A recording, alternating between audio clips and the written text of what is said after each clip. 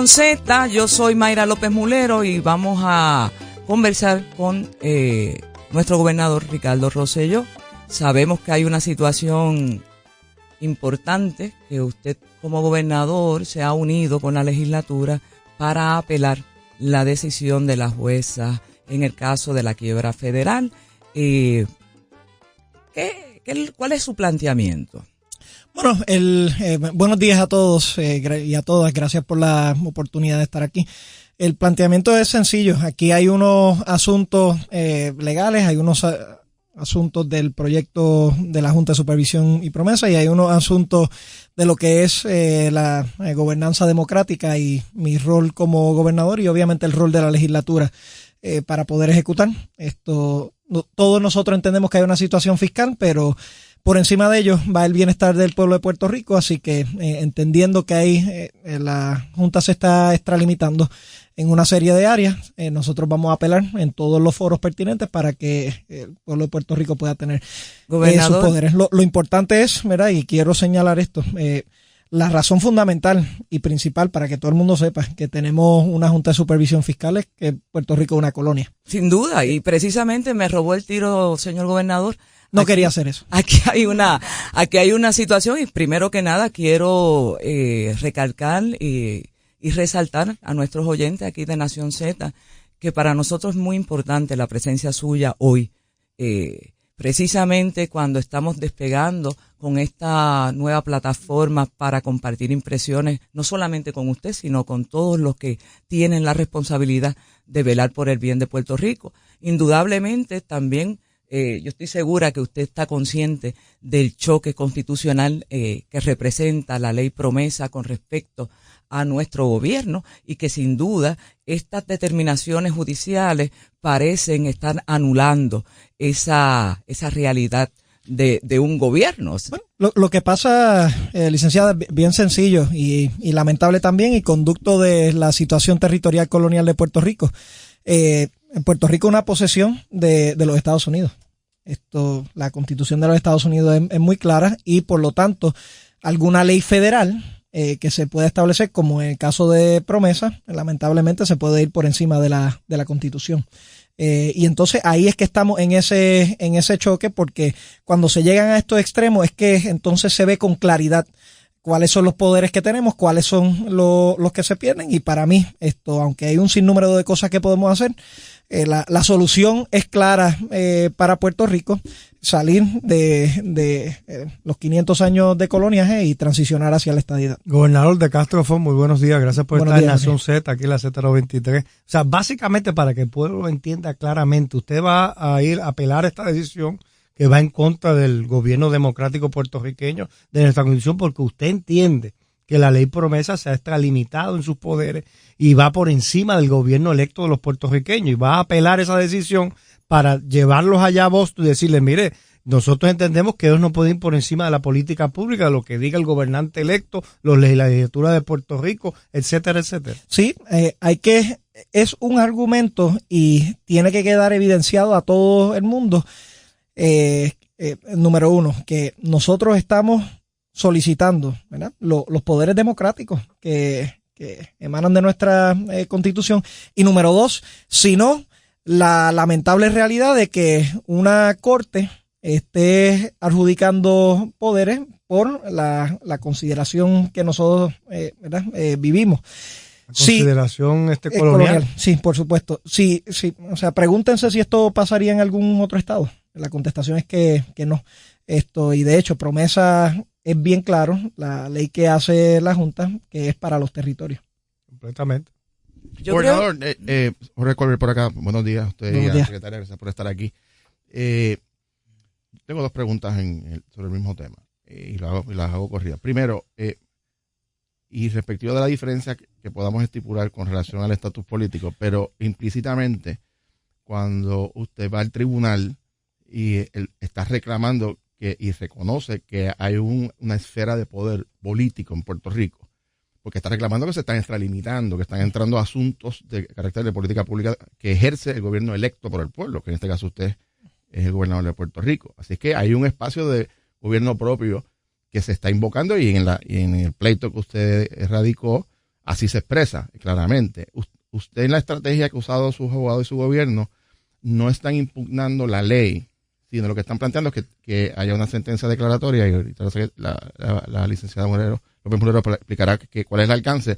Usted lo que está planteando es que se tire las rayas y que se establezca cuál es el grado de responsabilidad. Esa es la primera pregunta. Y la segunda pregunta que quiero hacer sobre el mismo tema es la decisión de la jueza Taylor Swain es la más de primera instancia, o sea, la más baja en términos de jerarquía judicial. Ahora se va a apelar a un tribunal de mayor jerarquía, pero quien tiene la potestad de tomar una decisión final y firme en un caso de esta envergadura probablemente sea el Tribunal Supremo de los Estados Unidos. Lo que quiero preguntar es si usted, dentro del escenario, si es necesario, lo llevaría hasta las últimas consecuencias, incluyendo el Tribunal Supremo Federal de los Estados Unidos. Yo creo que un asunto ¿verdad?, de mayor relevancia para Puerto Rico, e inclusive yo creo que es un asunto de importante relevancia para los Estados Unidos, para definirse como nación, si verdaderamente quieren tener este andamiaje de ciudadanía de primera clase y ciudadanía de segunda clase. Así que yo lo voy a llevar hasta las últimas consecuencias, por supuesto, y que entonces quede alumbrado lo que sería la decisión. Si es una decisión que continúa como la que ¿verdad?, ahora impera, pues evidentemente queda claro que los ciudadanos de Puerto Rico, los ciudadanos americanos que residimos en Puerto Rico, no tenemos los mismos poderes y tenemos una ciudadanía de segunda clase. Sobre el alcance, no es tanto, ¿verdad?, el grado. Yo diría es cuál es el rol de cada una de las partes. Yo entiendo que la Junta de Supervisión Fiscal, bajo el proyecto de promesa, tiene unos poderes fiscales. Cuando se convierte en un problema para mí, y yo le he dado lectura a ese proyecto de promesa muchísimas veces, es cuando tratan de determinar lo que es la política pública, número uno, y número dos, cuando tratan de insertarse en lo que es la operación gubernamental del día a día, por razones no tan solo morales, pero prácticas. Como una junta que está trabajando a tiempo parcial, que tiene unos recursos limitados, se va a meter en el día a día de la operación del gobierno. Lo que está haciendo es creando una burocracia innecesaria, una lentitud mayor y torpedeando el progreso de Puerto Rico. Eso por un lado, y por el lado ya ¿verdad?, de moral y filosófico. Es el gobierno electo del pueblo de Puerto Rico que debe de tomar las determinaciones de política pública y punto. Desde el principio, y el mismo presidente de la Junta de Supervisión Fiscal así lo dijo, ellos ponían el tamaño del cuarto, que era el número, ¿verdad?, lo que se podía gastar en su totalidad, y entonces nosotros establecíamos cómo se arreglaba ello, pues fenómeno. Entendemos que hay una responsabilidad para trabajar con ellos, pero determinar que si se tiene que gastar tanto en tal partida, que si... ¿Cómo se distribuye también? Sí, bueno, por eso la distribución se supone que recaiga en el gobierno electo del pueblo de Puerto Rico. Si hay un rol de poder limitar, y miren, yo corrí una campaña entendiendo que había una situación fiscal sin precedentes en Puerto Rico y me comprometí a hacer los recortes pertinentes. Por eso es que hemos reducido en un 17% el presupuesto en Puerto Rico. A mí lo que me preocupa, gobernador, es que en este tema que tiene que ver con la interacción con la Junta de Control Fiscal de parte de su gobierno, hay mucha confusión y falta de transparencia con relación a la información que se le está supliendo a los 7 jinetes del apocalipsis, que son los que están allí en la Junta de Control Fiscal. Y le digo esto con mucho respeto porque esa situación plantea, por lo menos como lo percibe la gente en la calle, es que la Junta ha dejado de manifiesto que hay una incapacidad de administrar el dinero y el erario de manera correcta y conforme a las necesidades del país. Pues déjeme atender ese asunto de manera bien puntual. Déjeme decirle lo que era la visión de administrar previo a nuestro gobierno y posterior a la misma. Antes de nuestro gobierno, y aquí está la secretaria Kelleher, le podemos hacer todo esto en el microcosmo de lo que es educación. Educación antes de nuestra administración, ¿qué era? 2.6 billones de dólares que entraban. Había un secretario o secretaria que estaba a cargo de eso, había una caja negra que nadie sabía qué rayo estaba pasando y entonces después se esperaban resultados. Eso es por décadas, por la estructura de visibilidad. Licenciada, aquí no había una plataforma financiera del gobierno. Aquí no había una plataforma integrada de recursos humanos. Aquí no se comunicaba la mano derecha con la izquierda. ¿Y qué es lo que ha tenido que hacer nuestra administración? Y rechazo la premisa de que no estamos siendo transparentes o proveyendo la información o otra de esos componentes. Al contrario, nosotros hemos implementado reportes sin precedentes que nunca se habían dado. Estamos dando más información y estamos haciendo sentido de la información. Por ejemplo, y aquí está la secretaria y podemos transicionar después a eso. De nuevo, antes el modelo educativo, $2.6 billones arriba, un montón de escuelas abajo, nadie sabía cómo se gastaba o utilizaba ese dinero y los resultados están ahí. 7% de los niños solamente salían proficientes en matemáticas. 8% de los niños solamente salían proficientes en ciencias. 46% de los niños salían proficientes en español. ¿Queremos cambiar eso? Pues entonces tenemos que saber cómo es que se maneja el dinero. Lo que ha hecho la secretaria, que es parte de la reforma educativa, va a cambiar esto dramáticamente. ¿Por qué? Porque le va visibilidad a cada dólar que entra de arriba, baja hacia las regiones, baja hacia la escuela y tiene que haber una rendición de cuentas por primera vez en la historia de Puerto Rico. Es rendición de cuentas. Lo estamos haciendo, pero ¿sabe qué? Lo tenemos que construir desde cero. No existía y por eso es que hemos dicho que este año, particularmente en educación, es un año de transición. Ayer, ¿verdad? Habían algunos informes de gente que, ¿verdad? De maestros que faltaban. Pues ¿saben qué? Nosotros ya sabemos los maestros que faltan. Por primera vez, no es que lo tenemos que escuchar de una llamada que viene de Aguadilla o de Ponce. Pero ya lo tenemos en una base de datos y eso está pasando a través de todo nuestro gobierno para darle sentido, transparencia, claridad y usar cada dólar de manera más efectiva. Pero ¿por qué tanta crítica de la asociación y la federación? ¿Tienen los gremios magistrales en contra de todo lo que hace la secretaria? Porque es cambios sin precedentes. Miren, a los otros días... El cambio de lo que estaba... Hay resistencia. Hay resistencia, por supuesto. Miren, los otros días me hicieron la siguiente pregunta. Que si este había sido... un inicio de clases normal o que si esperaba que fuera normal. Yo le pregunté a la reportera que me dijera qué es normal. ¿Es normal que tengamos 8% de los niños saliendo proficientes en matemáticas o en ciencias? ¿Es normal que no sepamos lo que está pasando porque no tenemos visibilidad? ¿Es normal que estemos acostumbrados a un sistema de ciertas fallas que no permiten a nuestros niños echar hacia adelante?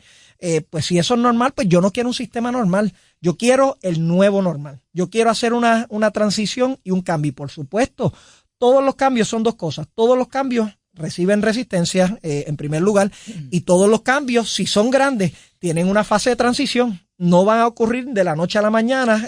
Tú implementas unos cambios y ya tú vas a ver una serie de resultados. Sí, hay una serie de cosas que son bien positivas. ¿Verdad? La secretaria lo ha hecho.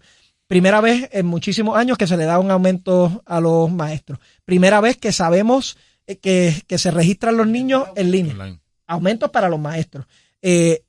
Primera vez que los niños se pueden registrar online y ya sabíamos cuál era la matrícula en vez de tener las filas esas que se tenían previamente. Primera vez que vamos a tener visibilidad. Primera vez que ya tenemos charters en la escuela. El año que viene comienzan los vales educativos. O sea que hay un sinnúmero de cambios profundos en el sistema, cuyo primera vez que la secretaria anunció ayer que vamos a extender educación temprana para el kinder en transición, lo que le da oportunidad a sobre 5,000 niños que no estuviesen en el sistema público hoy para empezar su educación más temprano. O sea que los cambios vienen y yo estoy aquí, ¿verdad? Cuando uno hace una propuesta de cambio, van a haber personas que lo aplauden y van a haber personas que lo critican. Yo le doy la bienvenida a esa discusión. Porque por lo menos hay algo que podemos estar hablando en vez de, ¿verdad? Estas discusiones sin sentido sobre ningún cambio verdadero que se esté haciendo. Hay algo ahí, están las críticas, están los aplausos y esas críticas, ¿verdad? En la mayoría de los casos nos ayudan a edificar un mejor sistema. Gobernador, antes de Gary por aquí, gracias por estar aquí en Nación Z con nosotros. Antes de pasar al tema de educación, que tenemos la secretaria aquí con nosotros, vamos a hablar de los presupuestos. El gobernador, el Ejecutivo presentó un presupuesto de 8.730.000. Luego, el presupuesto presentado por la Junta de Supervisión Fiscal fue uno de $19 millones mayor al suyo de gasto. Luego la Asamblea Legislativa aprueba uno por 8.709 millones. 40 millones más económicos que el de la Junta.